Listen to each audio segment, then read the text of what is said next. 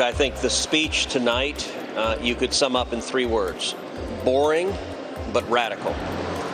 The speech by design was calm and dulcet tones. I challenge you to remember a single line from the speech. I mean, it was monotone.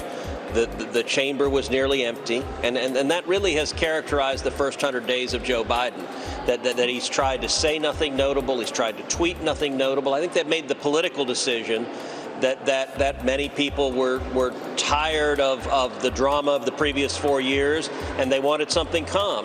But Joe is deliberately being boring, but the substance of what he's saying is radical. This is the most radical first 100 days of any president in the history of this country. Some brutal honesty there from Texas Senator Ted Cruz, who says that Joe Biden's first joint address to Congress can be summed up in 3 words: boring but radical.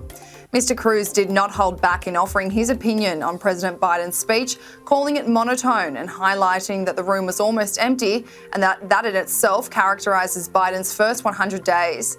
He also says that the president is deliberately being boring, but the substance of what he's saying is radical. Ted Cruz then went on to discuss some of Joe Biden's promises, like hiking up taxes, and the fact that he didn't mention things like opening up small businesses or getting kids back in school. He also says that the agenda from the president was set by radical socialists like Elizabeth Warren, Bernie Sanders and AOC, and that the speech was frightening, masquerading in boring tones.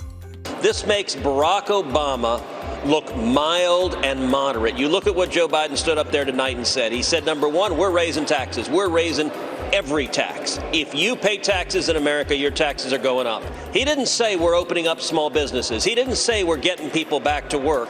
He didn't say we're getting kids back in school. Completely missing from his remarks tonight. It was 100 days ago he gave his inauguration where he talked about unity. He talked about common ground.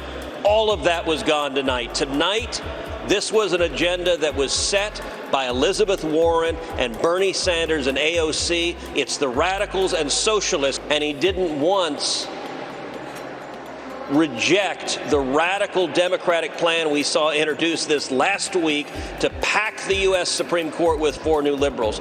This was a frightening speech, and it was a frightening speech masquerading in really boring tones.